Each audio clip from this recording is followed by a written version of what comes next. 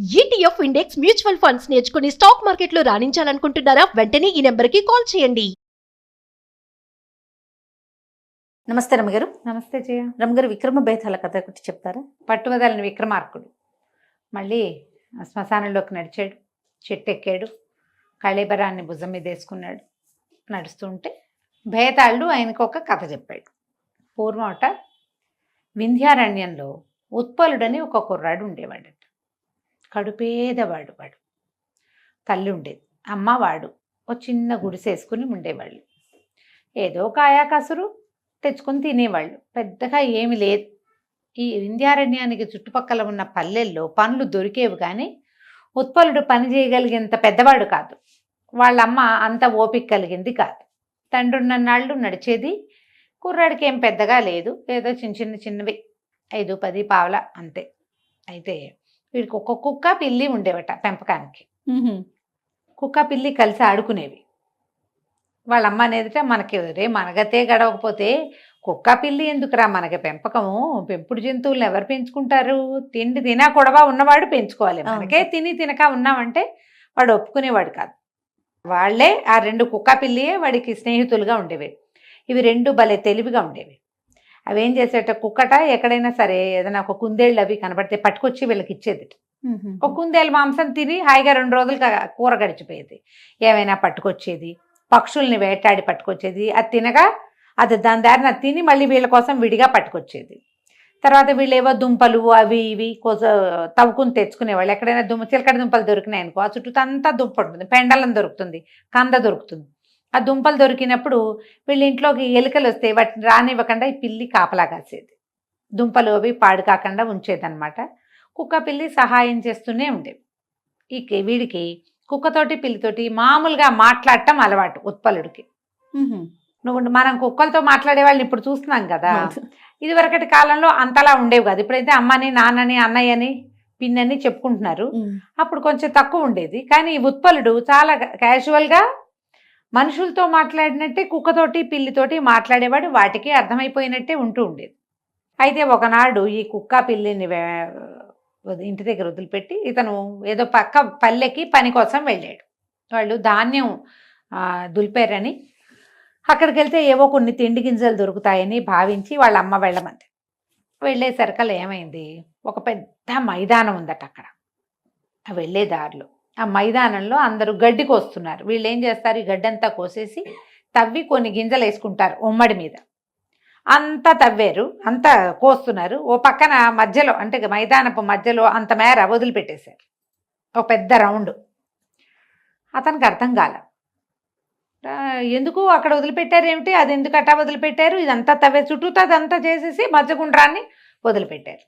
వదిలిపెట్టేసరికల్లా ఈ రైతుల్లో ఒకడేం చెప్పాడంటే, అందులో పాము చేరింది బాబు, పాము ఉంది, మరి భయపడి అది బుసకొడుతోందని భయపడి మేము దాన్ని చేయలేదు, ఇంకో పూట చూసి అప్పుడు కోస్తాం. గడ్డి కోస్తే గడ్డికి ఇట్లా అడుగును పట్టుకోవాలి కదా, గడ్డికో ఎటువంటి ఇట్లా గొయ్యరుగా అడుగును పట్టుకుంటారు, పట్టుకుని నేలకు సమాంతరంగా కోయాలి. కోస్తే అప్పుడు గడ్డి చేతిలోకి వస్తుంది, అది భూమి మీద ఇంతంతే మిగులుతాయి, తవ్వేస్తారు వాటిని. ఇది అట్లా అవల. ఈ పాము ఉండేసరికి భయపడ్డారు. ఈ అబ్బాయి పాము వీడికి ఏంటంటే మొదటి నుంచి అడవిలో తిరగటాలు వాటి వల్ల భయం లేదు. పైగా వాడి దగ్గర ఉన్న కుక్క ఇంత భయంకరమైన కుక్క, ఇంత ఎత్తుది. పిల్లి కూడా చిరతపుల్లాగా కనపడుతుంది. వాటితో తిరిగి నోట్లో చేతులు పెట్టి అలా చేస్తుండేసరికి వీడికి భయం లేదు. వీడు వెళ్ళి ఆ గడ్డి దగ్గర నిలబడి, పాము బయటికి రా, నీకేం భయం లేదు, వీళ్ళు నిన్నేం చేయరు, మా ఇంటికి తీసుకెళ్తా, మా ఇంట్లో కుక్క పిల్లి ఉన్నాయి, వాళ్ళతో ఆడుకుందు కానీ దా దా దా అన్నాడు. అనేసరికి ఆ పాము చరచరా బయటకు వచ్చేసింది. తెల్లగా మెరిసిపోతున్న అందమైన సర్పం అది, ఎంత బాగుందో. వచ్చి దగ్గర నుంచి సరిగ్గా వీడేం చేశాడు, చటుక్కని వంగి దాన్ని చేత్తో తీసి మెడలో వేసుకున్నాడు. కామ్గా ఉంది పాము, దానికి ఆహారం లేదు పాపం, మెత్తగా ఉంది. పొలాల్లో ఈ రైతులంతా ఆశ్చర్యపోయారు. వీడు జంతువులతో మాట్లాడతాడు, మనలాగా ఊళ్ళల్లో ఉండేవాడు కాదు, వీడు అడవిలో ఉండేవాడు, పోనీమని ఊరుకున్నారు, వాళ్ళు గడ్డి కోసుకున్నారు. ఈ పామును వెంబడి పెట్టుకుని ఇంటికి తీసుకొచ్చాడు. పాము మంచి చురుగ్గా ఉంది, యాక్టివ్గా ఉంది. తీసుకొచ్చేసరికల్లా వాళ్ళ అమ్మ ఆశ్చర్యపోయింది, ఏమిట్రా కుక్క పిల్లియే ఎక్కువైతే పావును ఒకదాన్ని తెచ్చావు నువ్వు, దీనికేం పెడతామంటే, పోనీలేమ్మా, ఏ పక్షినో తిని బతుకుతుంది పాపం, వాళ్ళు గడ్డికి వస్తున్నామని ఆగారు. 2 రోజులు పోతే కొట్టేస్తారు. పాపం దీనికి తిండి లేదు, తిప్పలేదు. మనుషులు తిరుగుతుండేసరికి బయటకు వెళ్ళటానికి దానికి కుదరల. ఆ పాముని ఇంట్లో వదిలిపెట్టాడు. ఆ పాము అటు ఇటు తిరిగింది. అక్కడి నుంచి ఏదో కోడి పిల్లలు అవి కనపడితే తిన్నది. ప్రశాంతంగా ఉంది. కానీ మొదటి రోజున బుసలు కొడుతూ కదులుతూ ఉన్నది. మెల్లిగా మందకొడిగా అయిపోయింది. అంతకుముందు మొదటి 4-5 రోజులు బాగా ఆడింది కుక్కతోటి, పిల్లితోటి. ఆట అవి తగ్గిపోయినాయి. దిగాలుగా ఉన్నట్టు కనపడేది. ఇతను పాముతో మాట్లాడేవాడు ఆ ఉత్పలుడు. ఒక పూట అడిగాడు, ఎందుకు ఇంత దిగులుగా ఉన్నావు, మందకొడిగా ఉన్నావేంటి? మొదట వచ్చినప్పుడు ఉత్సాహంగా ఆడుకున్నావు, ఆహారం తిన్నావు, ప్రాణభయం పోయేసరికి నీకు ఇంకా ఉత్సాహం పెరగాలి కదా, ఇట్లా ఎందుకున్నావు అంటే, పాము మాట్లాడుతుంది అనుకోలే వీడు. కుక్క పిల్లి తోటి వీడు మాట్లాడితే అదేమంటుంది, బౌ బౌ మియావ్ మియావ్ అంటాయి. పాము కూడా బుస్సు బుస్సు అంటుంది అనుకున్నాడు. కానీ ఆ పాము మానవ స్వరంతో మాట్లాడింది. నాకు ఇంటికి వెళ్ళిపోవాలనుంది, మా నాన్నని చూడాలనుంది, నాకు ఏం చేయను, ఇక్కడి నుంచి ఎలా వెళ్ళాలో తెలీదు, ఆ దారి చాలా భయంకరమైంది అనగానే ఆశ్చర్యపోయాడు ఉత్పలుడు.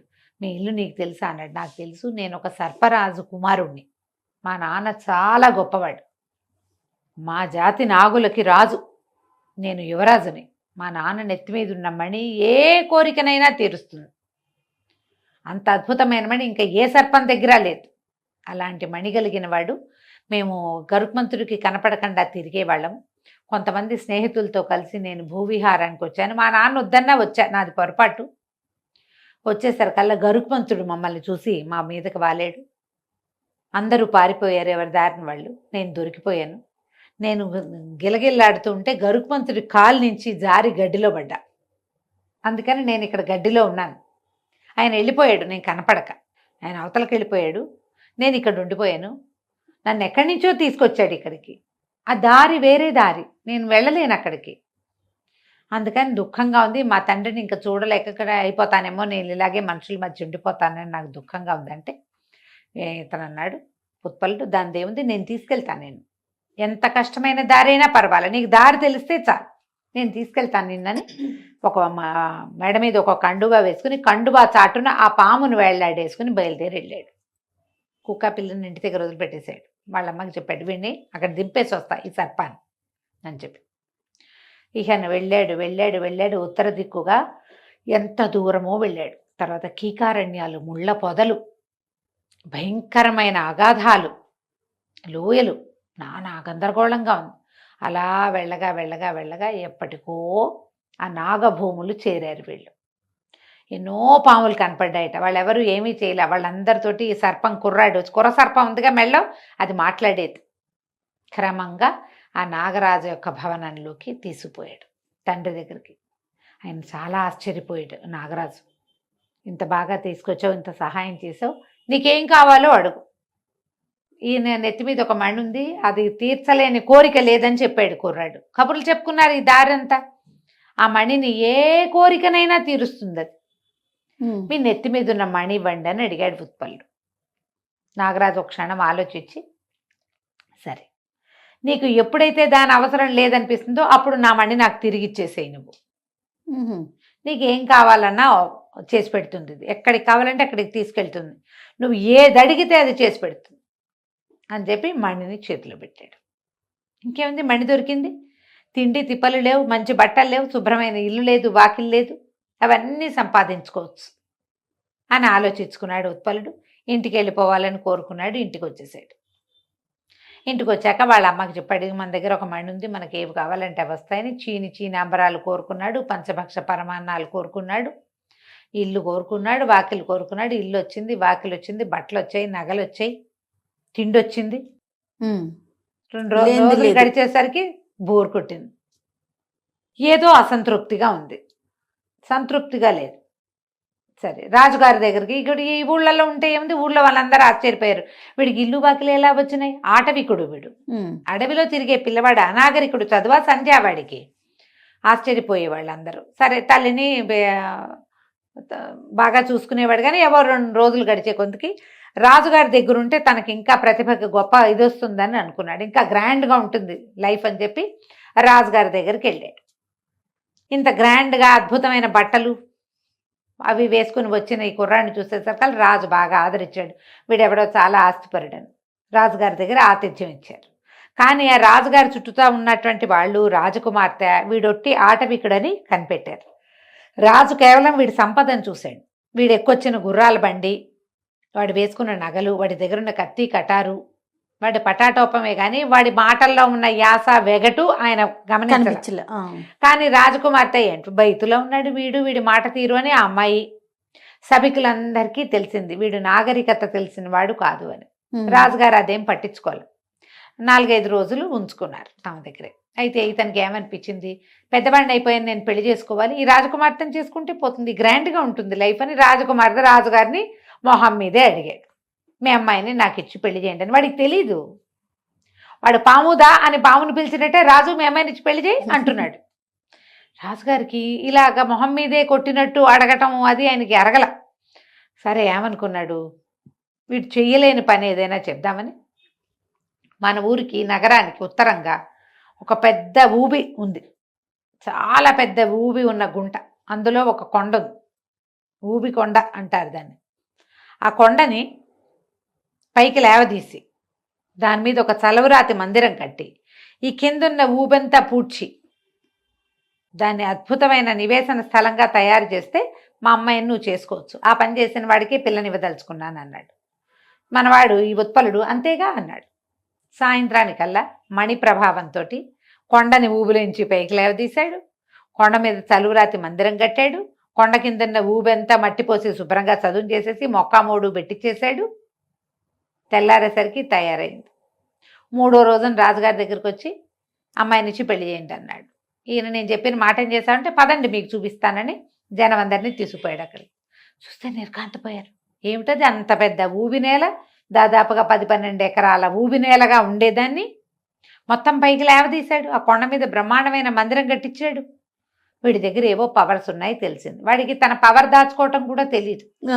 సరే రాజకుమార్తె వివాహానికి ఒప్పుకున్నాక ఆ రోజు ఏమనేది, నీకు చదువు లేదు, సంధ్య లేదు, నీకు నాగరికత తెలీదు, నువ్వు మొద్దువి మూఢుడివి అనేది. అయితే ఈ అబ్బాయి ఏమనేవాడు, నా దగ్గర పవర్స్ ఉన్నాయి, నాకు శక్తి ఉంది, చదువు లేకపోతే ఏమైంది, శక్తి ఉంది నా దగ్గర అనేవాడు. కానీ ఏదో అసంతృప్తిగానే ఉండేది. అదే ఈ అమ్మాయిని తను సాటిస్ఫై చేయలేకపోతున్నాను అనిపించేది. తెలివైన మాటలు అవి ఏం లేవు వీడికి. భార్య కావాలి, పెళ్ళాం వచ్చింది అంతే. దాంతో ముద్దు ముచ్చటగా ఉండటం కూడా వీడికి ఏం తెలియదు, మొరటగానే ఉంటాడు. అయితే ఆ అమ్మాయి 4 సార్లు 5 సార్లు ఈ మాటలు వచ్చాక అమ్మాయి ఏమంది, ఏమిటి నీ దగ్గర ఉన్న పవర్ ఏమిటో చెప్పు నాకు అంటే, నా దగ్గర నాగమణి ఉందని చూపించాడు.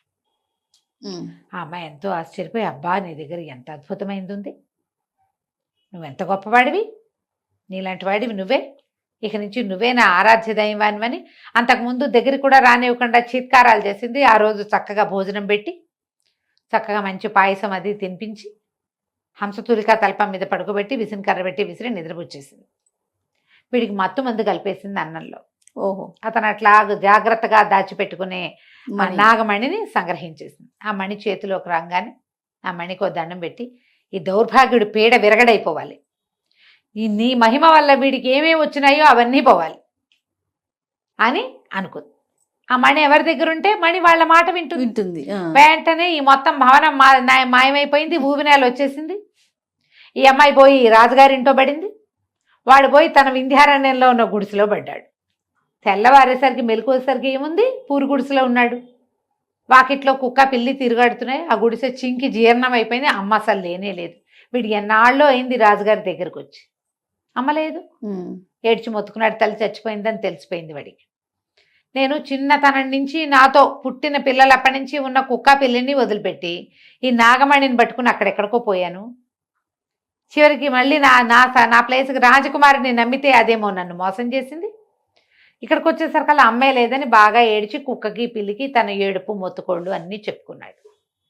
కుక్క పిల్లి 2 బయలుదేరి వెళ్ళినాయి. ఇతను మాట్లాడే మాటలన్నీ వాటికి తెలుసు కదా. రాజభవనానికి వెళ్ళిపోయినాయి. అగట్ట మీద నుంచి దాటడానికి దారి ఉంది. రాజకోటకి ఇట్లా ద్వారం అగట్ట మీదకి పడతాయి కదా, మన సినిమాల్లో చూస్తున్నాం. అవునవును. దాని మీద నుంచి కుక్కని పిల్లని లోపలికి రానివ్వలా కాపలా వాళ్ళు తోలేశారు. తోలేస్తే ఇవి 2 కలిసి ఏం చేసినాయి, రెండో పక్క నుంచి వెళ్ళి అగట్టని ఈది కుక్క మీద పిల్లి కూర్చుందనమాట. కుక్క ఈతుంది, పిల్లికి ఈతలు రావు. అగట్ట ఈది మెల్లిగా రాజమందిరంలోకి వెళ్ళిపోయింది. వెళ్ళగా వెళ్ళగా వాటికి రాజకుమార్తె ఎక్కడుందో తెలిసింది. ఆ రాజకుమార్తె నాగమణిని చేత్తో పుచ్చుకుని పడుకుంది. ఈ పిల్లి ఏం చేసింది, ఆ రాజకుమార్తె పక్కన నుంచి చెవి పక్కన ఇట్లా గీరింది. వాటి గోళ్ళు ఉంటాయి కదా. ఆవిడ ఉలిక్కిపడి చేత్తో ఇలా సర్దుకోవడానికి చేతిలో ఉన్న మణి వదిలిపెట్టేసింది. ఆ మణి వదిలిపెట్టిన మరుక్షణం కుక్క దాన్ని నోటగా చేసుకుంది. ఆ మణిని పుచ్చుకుని మళ్ళీ కుక్క పిల్లి ఆగర్తి ఎదుకుని వెనక్కి వచ్చి ఈ ఉత్పలుడి చేతిలో పెట్టేసరికల్లా అతను ఆ మణిని చూసుకుని చాలా దుఃఖించి ఆ మణిని పుచ్చుకొని మళ్ళీ రాజుగారి దగ్గరికి వెళ్ళాడు. వెళ్ళి మళ్ళీ బీద వేషంలో వచ్చిన వాడిని చూసి రాజు ఆశ్చర్యపడి, ఇతను మళ్ళీ వజ్రాలు గిజ్రాలు కోరుకోవాలా, నగలు నాణ్యాలు కోరుకోవాలా, ఆ పేద వేషంతోటే ఉన్నాడు, ఆటవిక వేషంతో.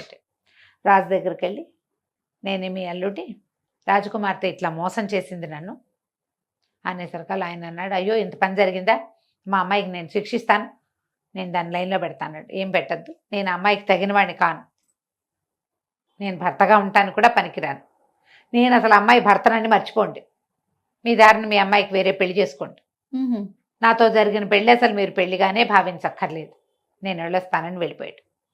అక్కడి నుంచి కుక్కని పిల్లిని వెంబడి పెట్టుకుని నడిచి అలా ఉత్తర భూముల వైపుకి నడిచి వెళ్ళిపోయాడు. వెళ్ళి వెళ్ళి వెళ్ళి వెళ్ళి నాగభూముల్లోకి ప్రవేశించాడు. ఎప్పుడైతే ఇతన్ని చూశారో, నాగులు ఇంతకుముందు వచ్చాడుగా, రాజకుమారుడిని తీసుకొచ్చాడు, వాళ్ళు ఎవరేమనలా. సరాసరి నాగరాజు దగ్గరికి వెళ్ళి ఇతని దగ్గర, పైగా ఇతని దగ్గర నాగమణి ఉంది కదా, ఎవరు ఏమనలా అతను.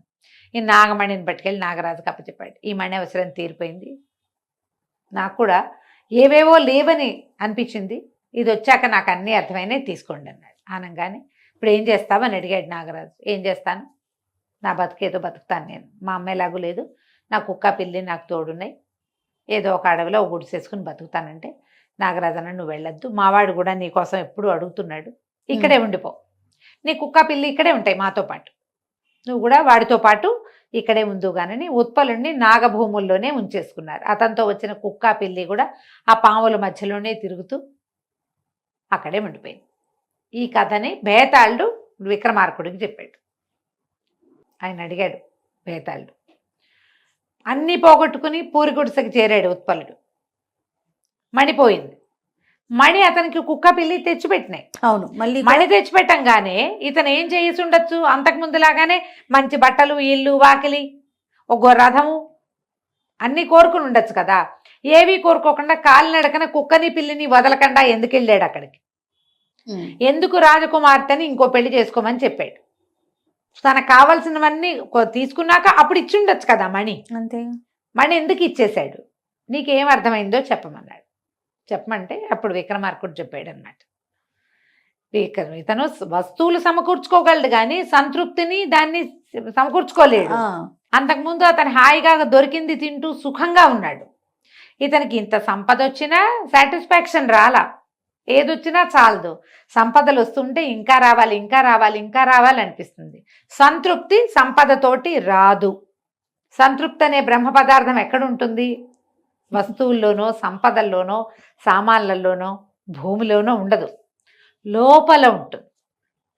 నాకు ఇది చాలు అనే ఫీలింగ్, అవి బయట ఎట్లా వస్తాయి, అంతే, ఫీలింగ్స్ బయట ఉండవుగా, లోపల వస్తాయి.